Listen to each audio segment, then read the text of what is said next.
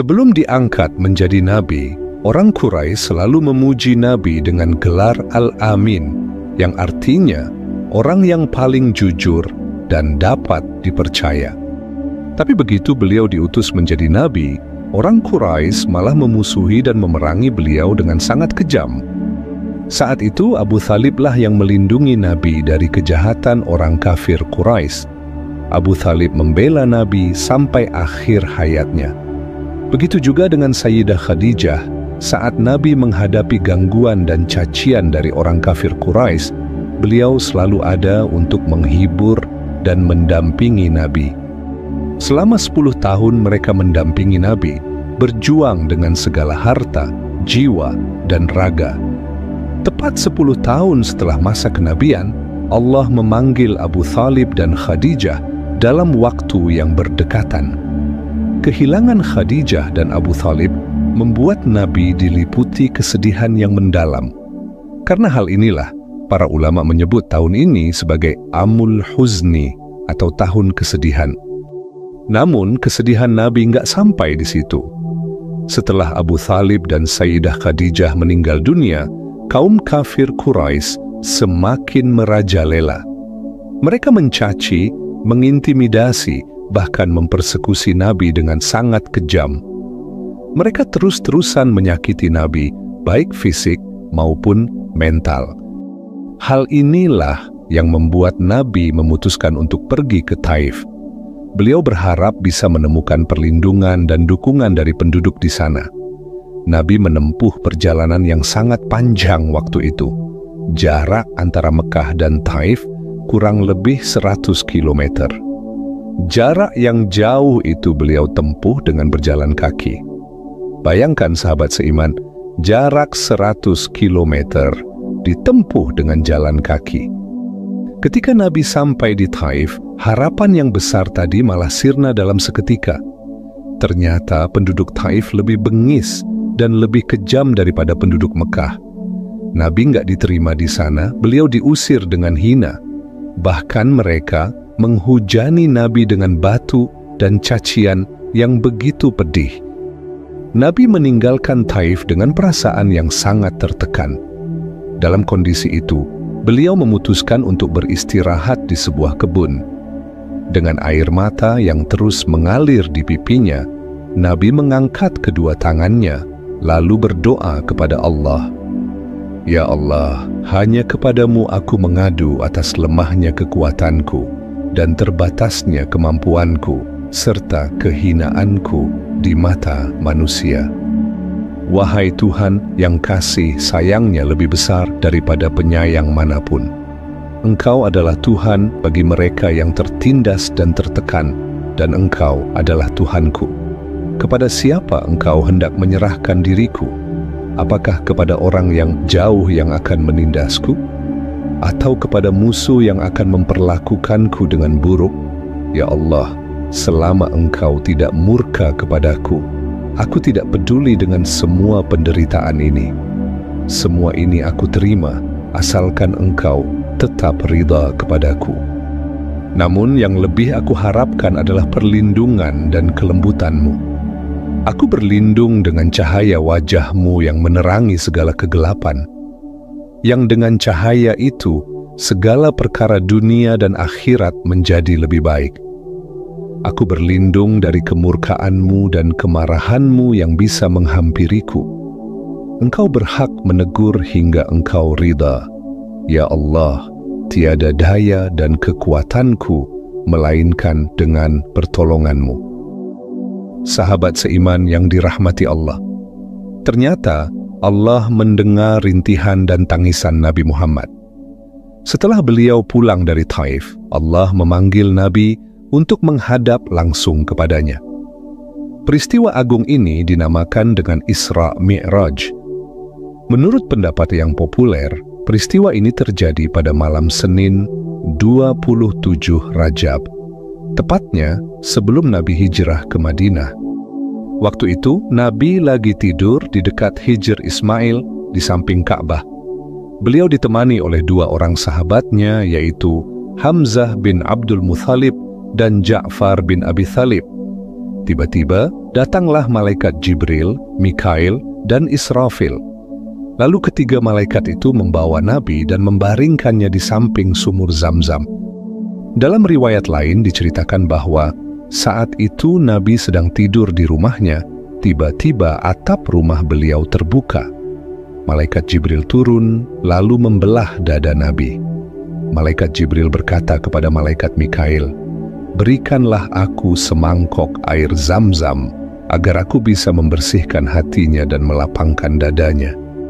Lalu Jibril mengeluarkan hati Nabi dan membasuhnya dengan air Zamzam sebanyak 3 kali. Setelah itu, Jibril membersihkan hati Nabi dari apa yang mengganggunya.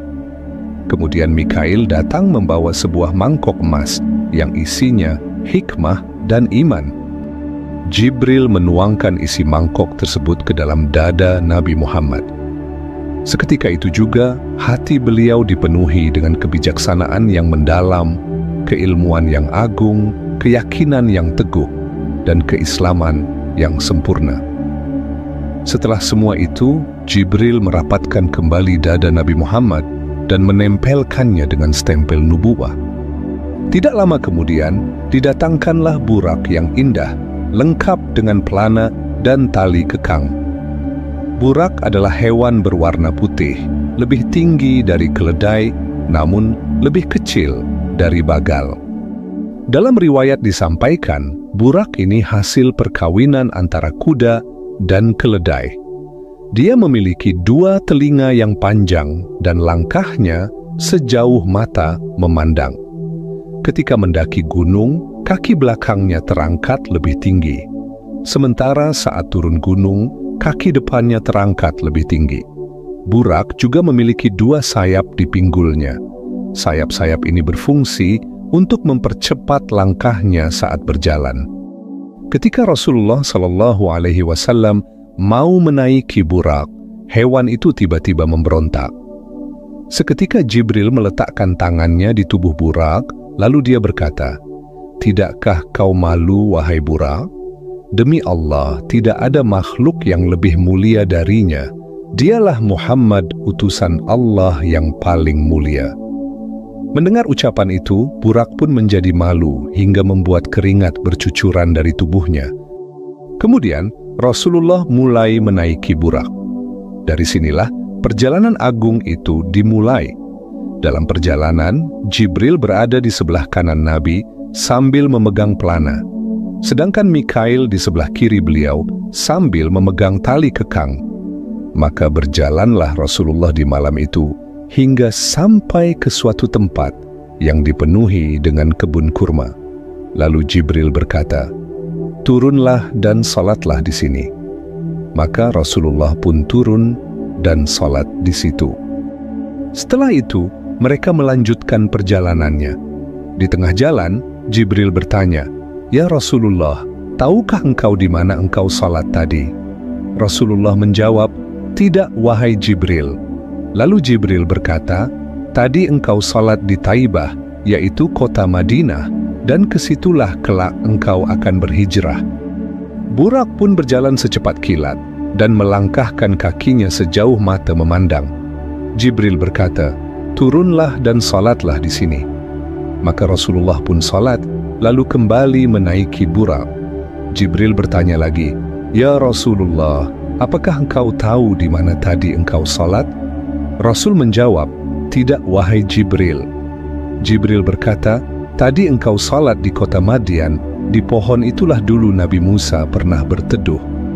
Burak pun berjalan secepat kilat. Lalu Jibril berkata, "Turunlah dan salatlah di sini." Rasulullah pun melaksanakan salat, kemudian kembali menaiki burak. Jibril bertanya, "Ya Rasulullah, apakah engkau tahu di mana tadi engkau salat?" Rasulullah menjawab, "Tidak, wahai Jibril." Jibril berkata, "Tadi engkau salat di Bukit Thursina, tempat dahulu Nabi Musa bermunajat dengan Allah Subhanahu wa Ta'ala." Setelah itu, mereka melanjutkan perjalanannya hingga sampai ke suatu tempat. Di tempat itu terlihat istana-istana dan bangunan-bangunan dari negeri Syam. Maka Jibril berkata, "Turunlah dan salatlah di sini." Rasulullah pun salat, lalu kembali menaiki burak. Jibril bertanya, "Tahukah di mana engkau salat tadi?" Rasul menjawab, "Tidak wahai Jibril." Jibril berkata, "Tadi engkau salat di Baitul Lahmi, tempat Nabi Isa dilahirkan." Dalam perjalanan itu, Rasulullah SAW melihat jin Ifrit mengincarnya sambil membawa api. Setiap Rasul menoleh, Ifrit selalu berada di hadapannya. Jibril berkata kepada Rasulullah, "Maukah engkau aku ajarkan suatu kalimat? Apabila engkau mengucapkannya, maka apinya akan padam dan dia akan jatuh tersungkur." Rasulullah menjawab, "Ajarkanlah aku, wahai Jibril." Jibril pun mengajarkan doa itu kepada Nabi. Ketika Nabi membacakan doa itu, jin Ifrit langsung jatuh tersungkur dan api yang dibawanya pun langsung padam. Kemudian Nabi dan Jibril melanjutkan perjalanannya hingga sampai kepada suatu kaum yang sedang menanam benih. Saat itu juga, benih yang mereka tanam langsung panen seketika. Setelah panen, benih tadi pun langsung tumbuh kembali dan siap untuk dipanenkan lagi. Lalu Rasulullah bertanya kepada Jibril, "Apa ini, wahai Jibril?" Jibril menjawab, "Mereka adalah orang-orang yang berjihad di jalan Allah. Kebaikan mereka dilipat gandakan sampai dengan 700 kali lipat. Dan apapun yang udah mereka infakkan di jalan Allah, Allah akan menggantikan dengan imbalan yang sangat besar." Di tengah perjalanan itu, tiba-tiba Rasulullah SAW mencium aroma yang sangat wangi. Maka Rasulullah bertanya, "Wangi apa ini, wahai Jibril?" Malaikat Jibril menjawab, "Ini adalah wangi seorang wanita mulia dan anak-anaknya. Dia adalah penyisir rambut putri Fir'aun." Wanita itu bernama Masyitah. Jadi begini ceritanya, ketika wanita mulia ini menyisir rambut putri Fir'aun, tiba-tiba sisir yang dia pegang jatuh ke lantai. Waktu mau mengambil sisir itu, wanita mulia tadi tidak sengaja mengucapkan Bismillah. Putri Fir'aun yang mendengar itu terperanjat dan berkata, "Apakah engkau mempunyai Tuhan selain ayahku?" Wanita mulia itu menjawab, "Iya." Dengan marah, Putri Fir'aun berkata, "Aku akan melaporkan hal ini kepada ayahku." Wanita mulia itu menjawab, "Silahkan." Lalu perempuan itu melaporkan kejadian ini kepada Fir'aun, dan Fir'aun pun memanggil wanita itu dengan murka. Lalu dia berkata, "Apakah engkau bertuhan kepada selain aku?" Wanita itu dengan tegas menjawab, "Iya, Tuhanku dan Tuhanmu adalah Allah Subhanahu wa Ta'ala." Wanita mulia ini memiliki 2 orang anak dan seorang suami. Fir'aun memerintahkan orang-orangnya untuk menyiksa mereka semua agar mereka mau bertuhan kepadanya, tapi mereka menolaknya. Fir'aun berkata, "Sungguh aku akan membunuh kalian semua." Namun, wanita mulia itu menjawab, "Lakukanlah apa yang engkau ingin lakukan. Namun sebagai balasan dari pelayanan yang telah kami lakukan kepada putrimu, apabila engkau mau membunuh kami, bunuhlah kami dalam satu tempat yang sama, dan kuburkan kami dalam satu kuburan yang sama." Maka Fir'aun memerintahkan orang-orangnya untuk menyiapkan penggorengan yang besar yang terbuat dari tembaga. Lalu penggorengan itu diisi dengan minyak yang sangat panas. Lalu perempuan itu dan anak-anaknya dipaksa untuk melemparkan diri mereka satu persatu ke dalam penggorengan tersebut. Ketika tiba giliran anaknya yang masih bayi, wanita tadi merasa nggak tega jika bayi itu harus dilemparkan ke dalam penggorengan. Namun, tiba-tiba bayi itu berbicara dengan suara lantang, jelas, dan penuh kelembutan kepada ibunya. "Wahai ibu, tenanglah dan jangan ragu. Engkau berada di pihak yang benar." Lalu mereka semua dilemparkan ke dalam penggorengan itu. Sahabat seiman yang dirahmati Allah, perlu diketahui, ada 4 bayi yang bisa berbicara, yaitu bayi dalam kisah ini. bayi saksi Nabi Yusuf, bayi dalam kisah Juraij, dan Nabi Isa bin Maryam alaihi salam. Dalam perjalanan itu, Nabi juga menyaksikan sekelompok kaum yang dihidangkan kepada mereka 2 buah hidangan. Hidangan pertama isinya daging yang bagus dan sangat lezat. Sedangkan hidangan yang satunya berisi daging yang busuk dan sangat menjijikkan. Tapi anehnya, mereka malah memakan daging yang busuk dan menjijikkan itu. Nabi SAW bertanya, "Apa ini, wahai Jibril?" Jibril menjawab, "Ini adalah laki-laki dari umatmu. Dia memiliki perempuan yang halal dan baik, tetapi dia mendatangi perempuan yang haram baginya dan menginap di tempatnya hingga waktu subuh.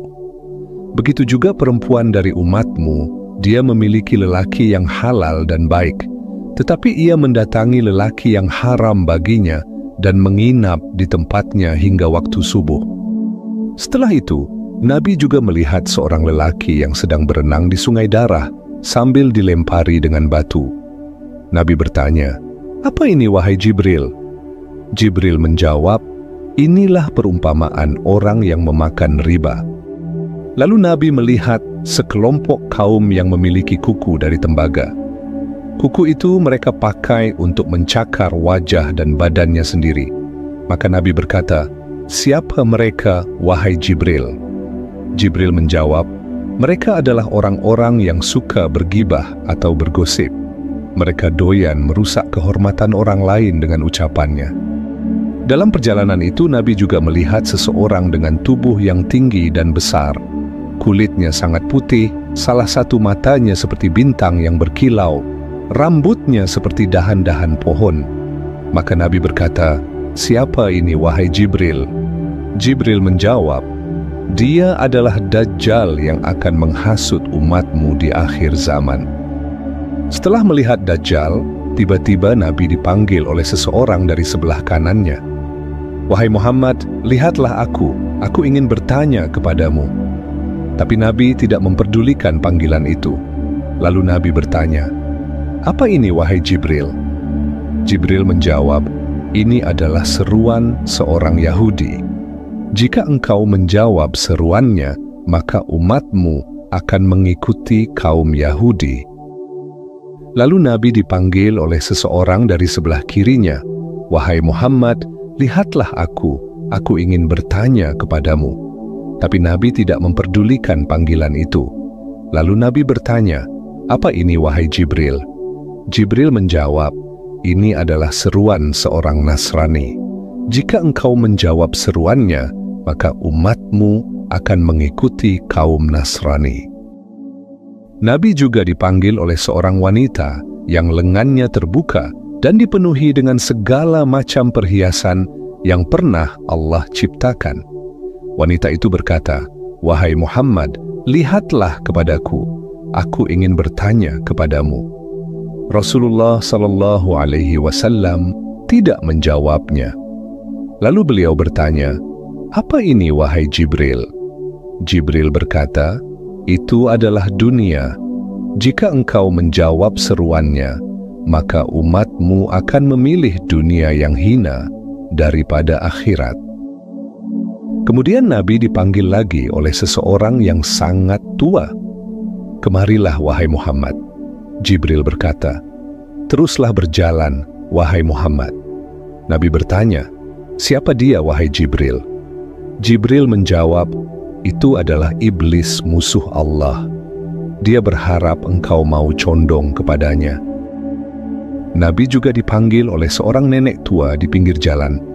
"Wahai Muhammad, lihatlah kepadaku. Aku ingin bertanya kepadamu." Rasulullah tidak menjawabnya. Lalu beliau bertanya, "Apa ini, wahai Jibril?" Jibril berkata, "Sesungguhnya tidak tersisa dari umur dunia, melainkan apa yang tersisa dari umur nenek tua itu." Kemudian Nabi melanjutkan perjalanannya menuju Baitul Maqdis. Sesampainya di sana, beliau turun lalu mengikatkan buraknya di sebuah tembok. Tembok itu dikenal dengan tembok ratapan. Setelah itu, Nabi masuk ke dalam Masjid Al-Aqsa. Ketika memasuki masjid itu, beliau melihat orang yang sangat ramai seolah sedang menunggu kedatangan beliau. Lalu Jibril mengumandangkan azan. Saat azan dikumandangkan, seluruh malaikat turun ke masjid itu. Dan orang yang ramai tadi langsung berbaris dengan rapi, seakan menunggu seseorang untuk menjadi imam. Lalu Jibril memegang tangan Rasulullah dan menuntunnya ke bagian depan. Maka salat pun dilaksanakan, dan yang menjadi imamnya adalah Rasulullah Muhammad sallallahu alaihi wasallam. Selesai salat, Jibril bertanya, "Wahai Muhammad, tahukah engkau siapa yang salat di belakangmu itu?" Nabi Muhammad sallallahu alaihi wasallam menjawab, "Tidak, wahai Jibril." Jibril berkata, "Mereka adalah seluruh nabi dan rasul serta para malaikat yang diutus oleh Allah." Selanjutnya Nabi keluar dari Masjidil Aqsa lalu berkata kepada Jibril, "Wahai Jibril, aku merasa haus." Maka Jibril menawarkan 2 gelas minuman kepada Rasulullah. Yang satu berisi susu dan yang satunya lagi berisi khamr. Rasulullah mengikuti nalurinya, beliau mengambil susu lalu meminumnya. Padahal waktu itu arak belum dilarang untuk diminum, tapi Nabi tetap memilih susu. Maka Jibril berkata, "Engkau memilih fitrah kesucian. Jika engkau memilih arak, maka umatmu akan menyimpang, dan tidak ada yang mengikutimu kecuali hanya sedikit." Kemudian, Nabi melanjutkan perjalanannya dari Baitul Maqdis menuju Sidratul Muntaha. Nah, perjalanan ini udah beda sama yang tadi ya. Perjalanan ini disebut dengan Mi'raj. Sedangkan perjalanan Nabi dari Masjidil Haram menuju Masjidil Aqsa disebut dengan Isra. Bisa dipahami? Oke, yuk kita lanjut. Maka mulailah Nabi SAW naik ke langit bersama Jibril. Nabi dimi'rajkan melalui tangga yang sangat indah. Tangga tersebut berasal dari surga Firdaus yang dihiasi dengan permata. Dan anak tangganya terbuat dari emas dan perak. Di sebelah kanan dan kiri tangga itu dijaga oleh para malaikat. Nabi dan Jibril melanjutkan perjalanannya hingga sampai ke sebuah pintu dari pintu-pintu langit dunia. Pintu itu dikenal dengan nama pintu Hafadzah. Pintu langit ini dijaga oleh malaikat yang bernama Ismail. Malaikat Ismail bersemayam di udara, dia nggak pernah naik ke langit ataupun turun ke bumi, kecuali di hari wafatnya Nabi Muhammad sallallahu alaihi wasallam. Dia memiliki bawahan 70.000 malaikat, dan setiap satu dari bawahannya memiliki 70.000 tentara malaikat. Setelah Nabi dan Jibril masuk ke langit tersebut, mereka disambut oleh para malaikat dengan senyuman yang indah. Lalu para malaikat itu mendoakan Nabi dengan doa yang baik. Saat itu, ada satu malaikat yang mencuri perhatian Nabi. Malaikat itu hanya mendoakan beliau dengan doa yang baik, tapi malaikat itu tidak tersenyum sama sekali. Rasulullah merasa heran, lalu beliau bertanya kepada Jibril, "Wahai Jibril, siapa malaikat yang tidak tersenyum itu?" Jibril menjawab, "Jika saja dia mau tersenyum kepada orang sebelum kamu atau sesudah kamu, pasti dia akan tersenyum kepadamu. Tapi dia tidak pernah tersenyum sejak dia diciptakan. Dialah malaikat Malik, penjaga pintu neraka." Lalu Rasulullah berkata kepada Jibril, "Wahai Jibril, bisakah engkau meminta kepadanya untuk menunjukkan neraka kepadaku?" Lalu Jibril meminta malaikat Malik untuk menunjukkan neraka kepada Rasulullah. Maka malaikat Malik pun langsung membuka pintu neraka itu. Ketika pintu itu dibuka, Rasulullah melihat api yang sangat besar dan siap menelan apapun. Dalam riwayat disebutkan, apabila bebatuan dan besi dilemparkan ke dalam neraka, maka neraka langsung melahapnya. Di dalam neraka itu, Rasulullah melihat siksaan yang sangat mengerikan, bahkan lebih mengerikan dari apa yang pernah beliau lihat sebelumnya. Beliau melihat orang yang kepalanya dihancurkan dengan batu. Setiap kali dihancurkan, kepala mereka kembali seperti semula, lalu dihancurkan lagi, dan begitu seterusnya tanpa ada akhir. Nabi bertanya, "Wahai Jibril, siapa mereka?" Jibril menjawab, "Mereka adalah orang-orang yang meninggalkan salat, kepalanya berat untuk bersujud kepada Allah."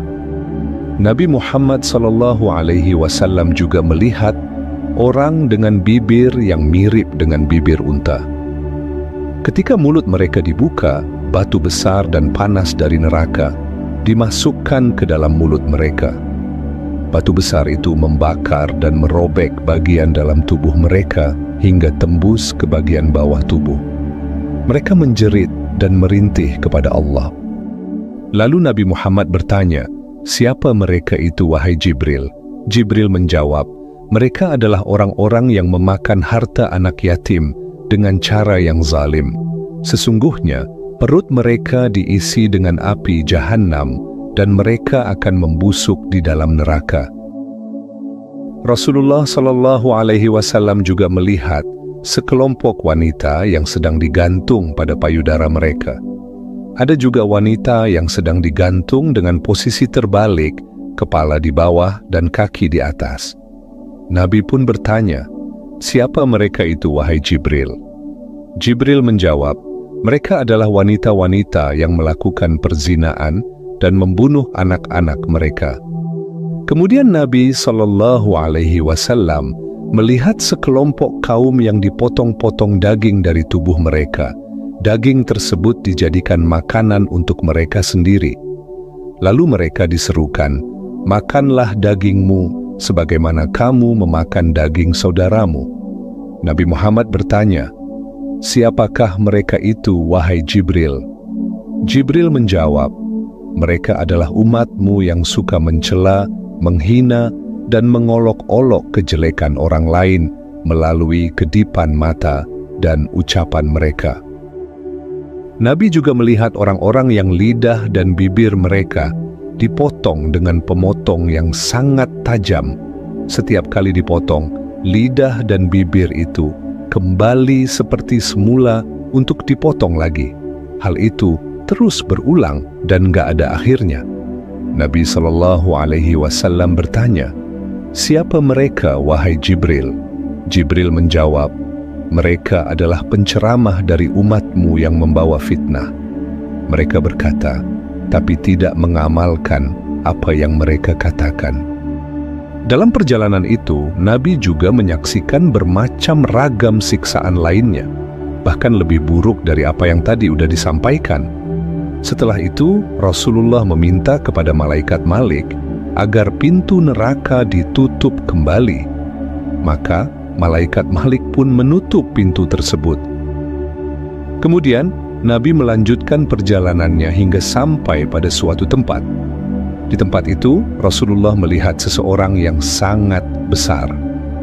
Ketika disodorkan kepadanya arwah para nabi dan keturunannya yang mukmin, maka orang itu berkata, "Arwah yang suci dan jiwa yang suci, tempatkanlah di Illiyin atau tempat yang tinggi di surga." Namun ketika disodorkan kepadanya arwah dari keturunannya yang kafir, maka orang itu berkata, "Arwah yang kotor dan jiwa yang kotor, tempatkanlah mereka di tempat yang paling bawah dalam neraka Jahannam."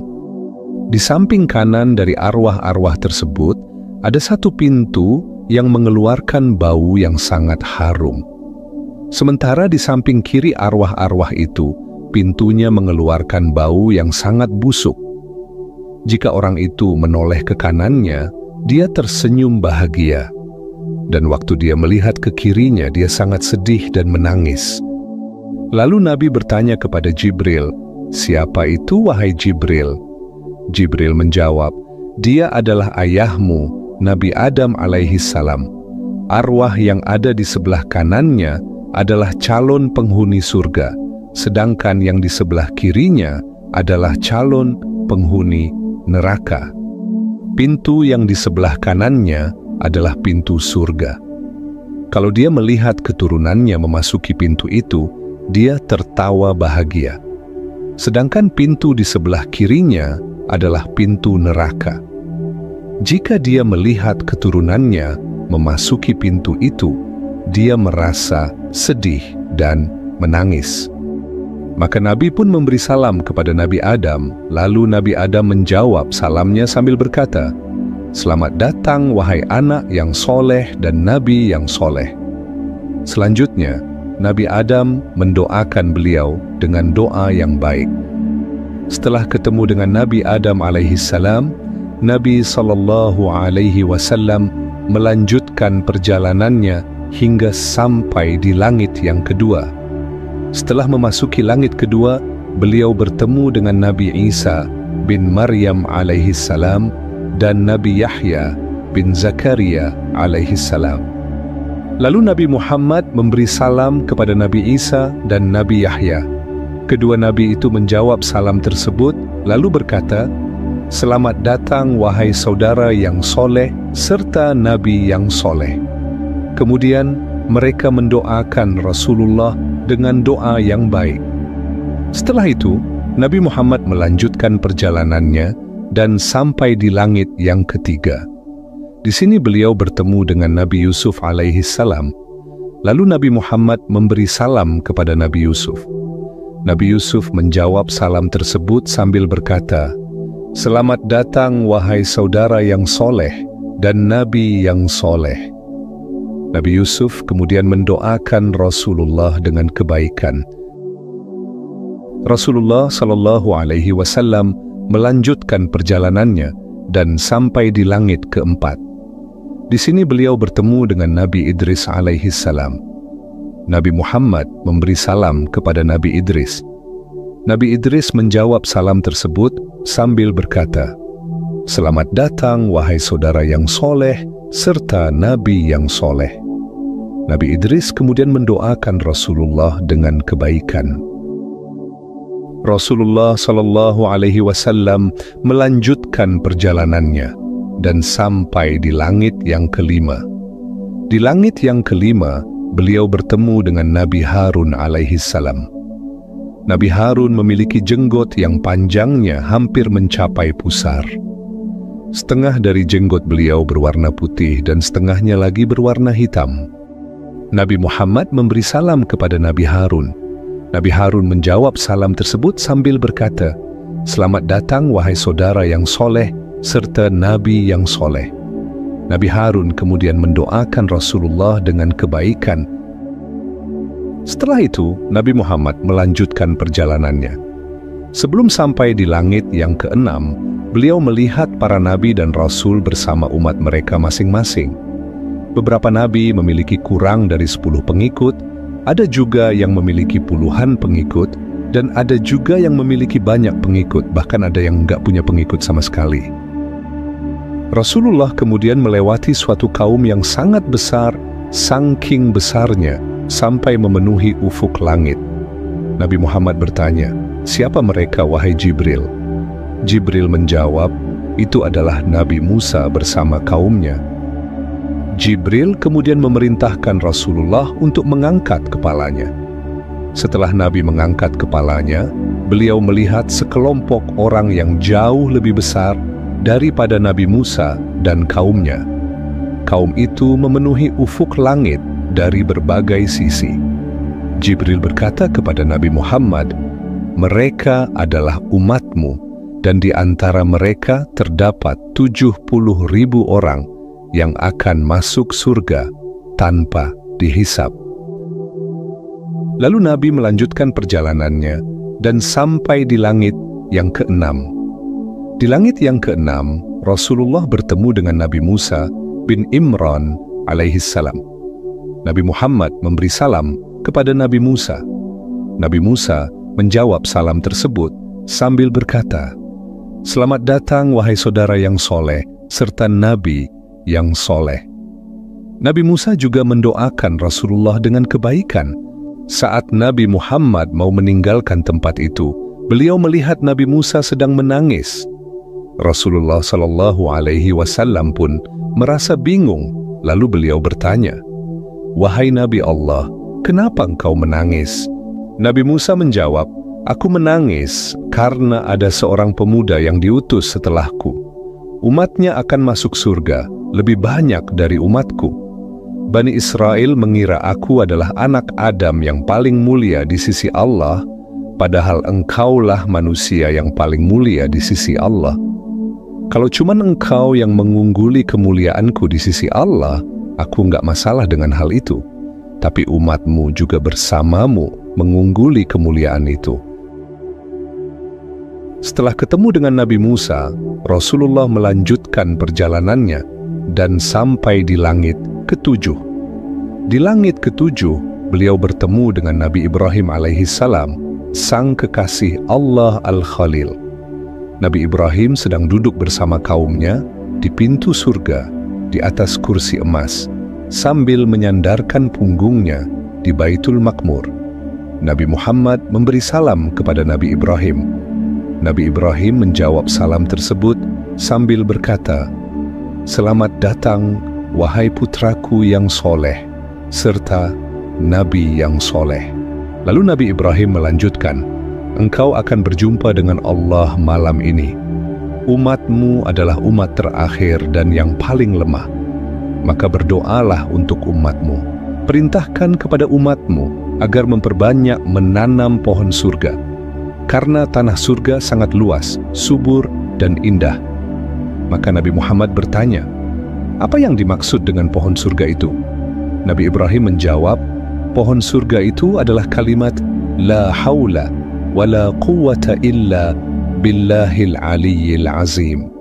Dalam riwayat lain disebutkan bahwa pohon surga itu adalah kalimat Subhanallah walhamdulillah wa la ilaha illallah wallahu akbar. Di tempat itu Nabi Muhammad SAW menyaksikan dua kelompok yang sangat menarik. Kelompok pertama memiliki wajah yang sangat putih, bersih, dan bersinar.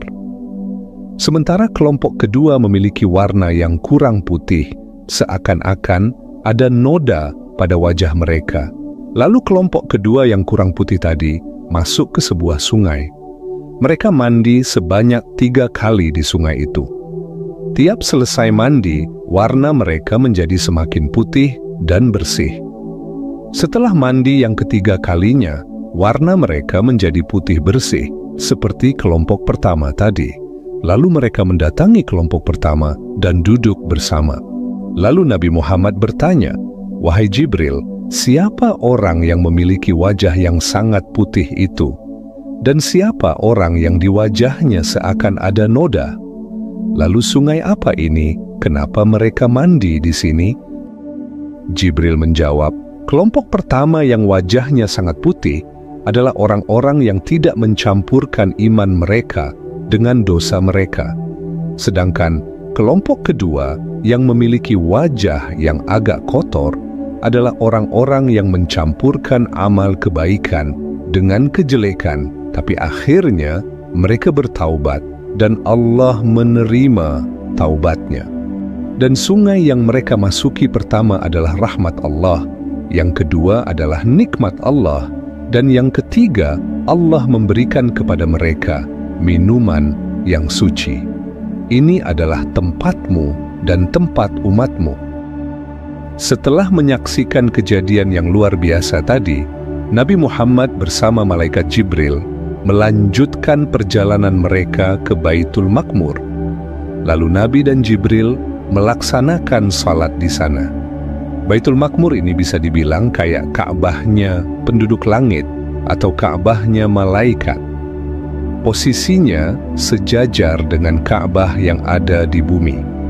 Dalam riwayat disampaikan, kalau ada batu yang jatuh dari Baitul Makmur, pasti batu itu akan jatuh di atas Ka'bah. Setelah salat di Baitul Makmur, malaikat Jibril membawa Rasulullah untuk melihat surga. Di surga, Rasulullah melihat sesuatu yang tidak pernah beliau lihat di bumi, mendengar sesuatu yang tidak pernah beliau dengar di bumi, dan merasakan sesuatu yang tidak pernah beliau rasakan di bumi. Surga itu sangat indah keindahannya tidak bisa dibandingkan dengan apapun. Di dalam surga terdapat kubah yang terbuat dari mutiara dan tanahnya beraroma kasturi. Tanah dan lumpur surga terbuat dari zafaran seperti tepung putih yang wanginya bagaikan kasturi. Cahaya surga berwarna putih, bersinar terang, dan terdapat gedung-gedung megah di dalamnya. Di dalam surga juga terdapat sungai yang mengalir deras, perhiasan-perhiasan yang sangat banyak, dan tanaman-tanaman yang sangat indah.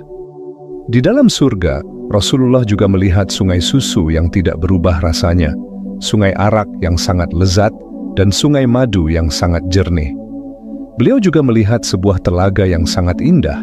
Telaga itu bernama Telaga Kausar. Setelah melihat semua keindahan yang ada di dalam surga, kemudian Jibril mengajak Rasulullah menuju suatu tempat yang agung. Tempat itu bernama Sidratul Muntaha. Sidratul Muntaha ditutupi dengan warna yang tidak diketahui oleh Rasulullah. Di sana ada pohon yang sangat besar, akarnya terletak di langit ke-6, rantingnya menjulang hingga langit ke-7, dan puncaknya menembus langit ke-7. Di bawah pohon ini mengalir beberapa sungai yang sangat indah. Lalu Rasulullah menanyakan tentang sungai itu, dan Jibril menjawab, "Dua sungai batin adalah sungai-sungai di surga, sedangkan dua sungai zahir adalah sungai Nil dan Yufrat." Pohon ini juga memiliki daun yang sangat lebar seperti telinga gajah. Sehelai daun dari pohon itu bisa menutupi semua makhluk yang ada di bumi. Warna daunnya selalu berubah-ubah seperti kilauan yakut dan zamrud. Dan di setiap dari satu daun itu ada malaikat yang menjaganya. Pohon itu juga memiliki buah yang sangat besar, besarnya seperti unta, bahkan ada yang sebesar rumah.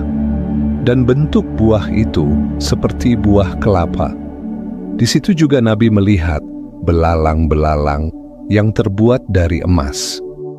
Saking indahnya pemandangan itu, apa yang udah digambarkan oleh Nabi hanya secuil dari keindahan yang telah beliau lihat. Itulah tanda dari kekuasaan Allah yang tidak bisa digambarkan oleh makhluk manapun.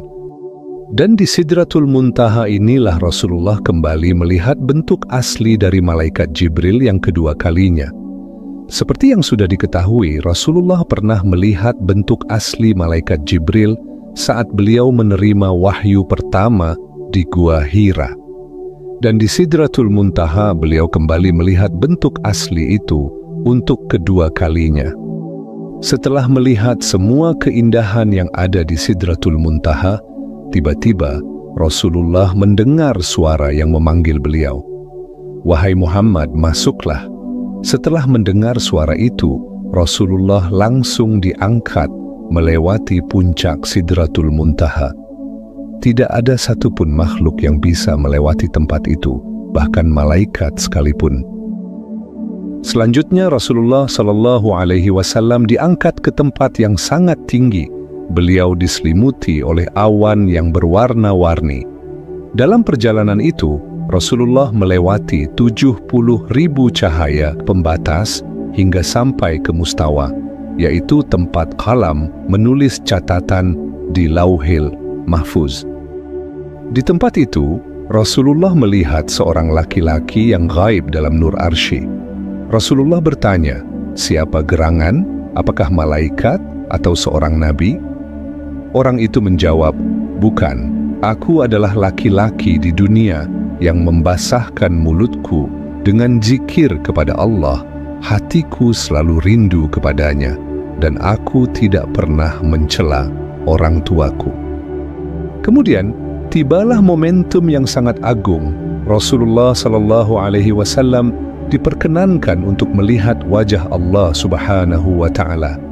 Ketika itu, Rasulullah langsung tersungkur dan sujud di hadapan Allah. Lalu Allah berfirman, "Sesungguhnya aku telah mengangkatmu sebagai Habib, kekasihku.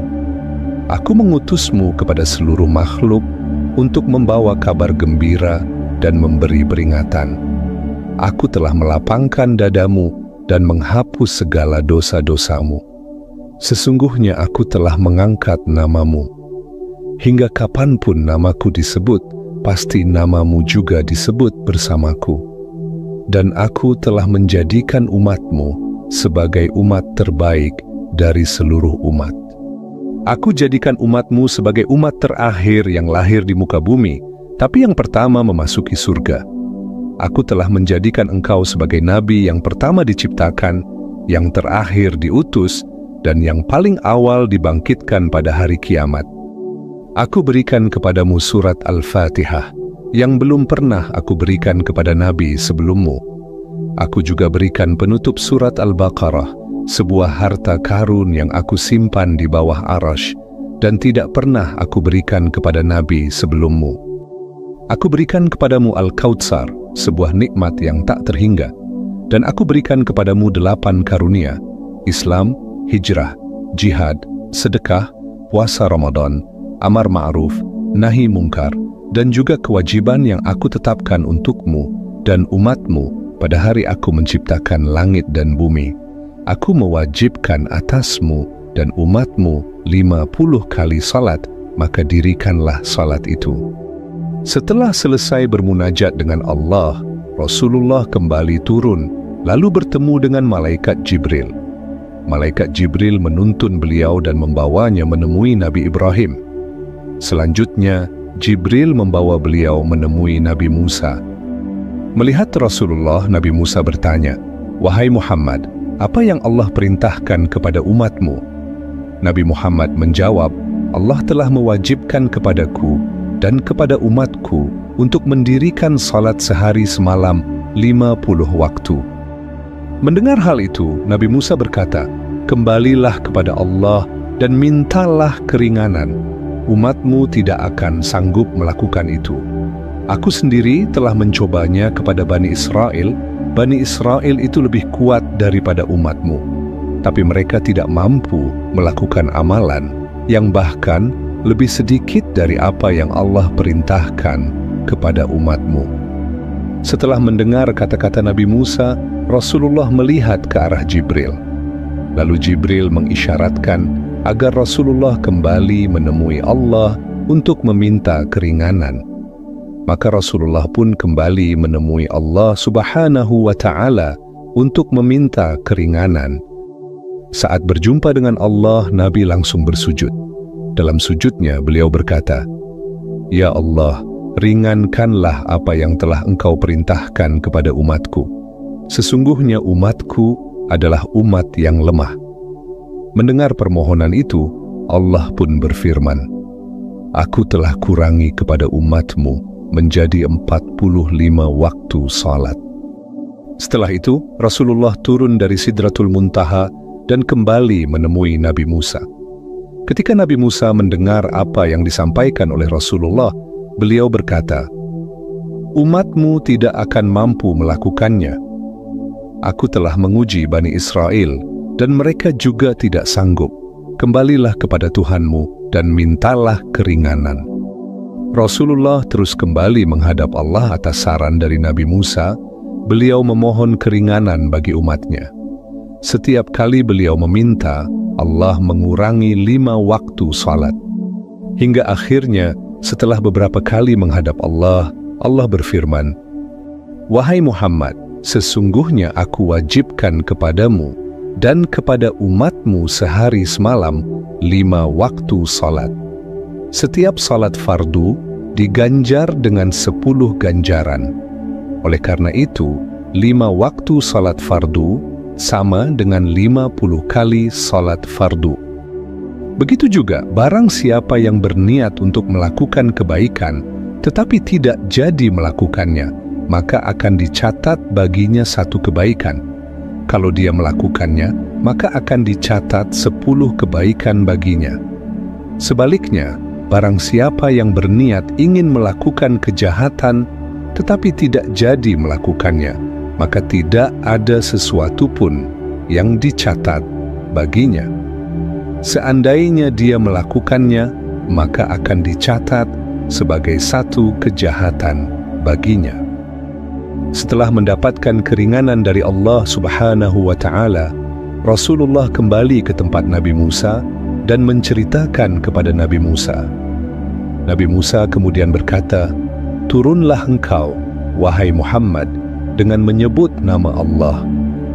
Rasulullah sallallahu alaihi wasallam kemudian pergi bersama malaikat Jibril. Ketika sampai di pintu langit dunia, tiba-tiba Rasulullah melihat debu dan asap serta terdengar suara yang sangat berisik. Rasulullah kemudian bertanya kepada malaikat Jibril, "Apa itu, wahai Jibril?" Malaikat Jibril menjelaskan bahwa itu adalah setan yang menutup mata manusia, hingga mereka tidak mampu melihat apa yang ada di alam malakut langit dan bumi. Jika tidak dilakukan begitu, maka manusia bisa melihat keajaiban-keajaiban yang ada di dalamnya. Kemudian Rasulullah dan malaikat Jibril kembali turun ke bumi hingga sampai di Baitul Maqdis. Burak kemudian dilepaskan dari ikatannya, lalu Rasulullah menaiki burak itu dan kembali ke Mekah di malam yang sama. Dalam perjalanan pulang, Rasulullah melewati rombongan dagang Quraisy yang lagi pulang dari Syam. Di antaranya ada seekor unta yang mempunyai 2 karung di atas badannya. Karung itu berwarna putih dan hitam. Unta itu melihat Rasulullah bersama burak yang kebetulan menuju ke arahnya, maka terkejutlah unta itu. Ia lari berputar-putar sampai kakinya patah. Unta itu lalu jatuh dan ditinggalkan di situ oleh pemiliknya. Dalam perjalanan itu, Rasulullah juga melihat rombongan dagang lainnya yang sedang pulang dari Syam. Salah satu dari unta mereka tersesat. Rasulullah kemudian menuntunnya sehingga unta itu kembali ke dalam kelompoknya. Rasulullah Shallallahu Alaihi Wasallam memberi salam kepada mereka dan mereka mengenali suara Rasulullah, tetapi mereka nggak yakin kalau itu Nabi Muhammad. Singkat cerita, setelah Rasulullah kembali ke Mekah, orang yang pertama beliau temui adalah Ummu Hani. Ummu Hani adalah sepupunya Rasulullah. Lalu Rasulullah menceritakan semua kejadian yang beliau alami kepada Ummu Hani. Ummu Hani mendengarkan cerita Rasulullah dengan baik. Walaupun semua cerita itu tidak masuk akal, tapi dia percaya dan yakin kepada Rasulullah. Lalu Ummu Hani bertanya kepada Rasulullah, "Apakah engkau mau menceritakan semua ini kepada orang Quraisy?" "Demi Allah, aku akan menceritakan semua ini kepada orang Quraisy," jawab Rasulullah. Ummu Hani melarang Rasulullah untuk menceritakan hal itu kepada manusia. Beliau takut kalau orang-orang akan menghina Rasulullah. Namun Rasulullah tetap yakin dengan pendapat beliau. Beliau pun bertekad untuk menceritakan pengalamannya kepada penduduk Mekah. Setelah itu, Rasulullah pun keluar dari rumahnya dan duduk di dekat Ka'bah. Tujuannya jelas, yaitu mau menceritakan tentang Isra Mi'raj kepada orang Quraisy. Kalian tahu siapa orang pertama yang menemui beliau? Ya, dialah Abu Jahal. Abu Jahal melihat Rasulullah seperti sedang termenung. Lalu dia mendatangi beliau dan berkata, "Nampaknya kau sedang bingung, Muhammad. Ada yang mau kau sampaikan kepadaku?" Mendengar pertanyaan itu, Nabi Muhammad pun langsung semangat. Saat itu juga, beliau menceritakan semua pengalamannya kepada Abu Jahal. Setelah mendengar semua cerita Rasulullah, Abu Jahal pun berkata, "Maukah kau menceritakan semua ini kepada orang-orang Quraisy?" "Tentu saja," jawab Nabi Muhammad. Maka Abu Jahal pun memanggil orang-orang untuk berkumpul. Tujuan Abu Jahal bukanlah untuk membantu Nabi, tapi sebaliknya dia mau menjatuhkan Nabi Muhammad. Bagi Abu Jahal, semua yang diceritakan Nabi nggak masuk akal. Mana mungkin orang pergi ke Baitul Maqdis dalam satu malam, apalagi naik ke langit itu mustahil. Maka dia menganggap ini adalah kesempatan besar untuk menjatuhkan Nabi Muhammad. Dia pun memanggil semua orang untuk berkumpul di depan Nabi. Nggak lama kemudian, orang-orang pun berkumpul. Lalu Abu Jahal berkata, "Wahai Muhammad, ceritakanlah kepada mereka." Maka Nabi pun menceritakan semuanya kepada orang-orang yang ada di situ. Saat Nabi menceritakan pengalamannya kepada orang-orang, satu persatu dari orang itu mulai melihat Nabi sebagai orang yang aneh. Bahkan ada yang menganggap beliau sedang ngawur. Dan yang terjadi adalah orang-orang kafir semakin kafir dan sebagian dari orang Islam mulai ragu dengan keyakinannya. Abu Jahal senang bukan kepalang. Dia pun pulang dan menyampaikan kepada orang-orang bahwa Muhammad sudah selesai. Dia sangat yakin kalau orang-orang pasti akan meninggalkan Nabi. Namun tiba-tiba sesuatu yang tidak disangka-sangka terjadi. Mendengar Nabi Muhammad sedang dikerumuni oleh orang-orang, Abu Bakar langsung mendatangi Nabi Muhammad. Sesampainya di sana beliau bertanya, "Ada apa ini? Kenapa kalian mengerumuni Muhammad?" Orang-orang pun menjawab, "Muhammad telah berdusta, dia sudah membohongi kita." "Memangnya apa yang disampaikan oleh Muhammad?" tanya Abu Bakar. Maka orang-orang itu menceritakan tentang Isra Mi'raj kepada Abu Bakar. "Kalian tahu apa yang terjadi?" Abu Bakar berkata, "Apapun yang dikatakan oleh Muhammad benar. Bahkan, kalau Muhammad mengatakan sesuatu yang lebih aneh dari ini, maka aku pastikan itu benar." Sekarang begini, semua kita tahu kalau Muhammad belum pernah pergi ke Baitul Maqdis. Dan kebanyakan dari kalian sudah pergi ke sana.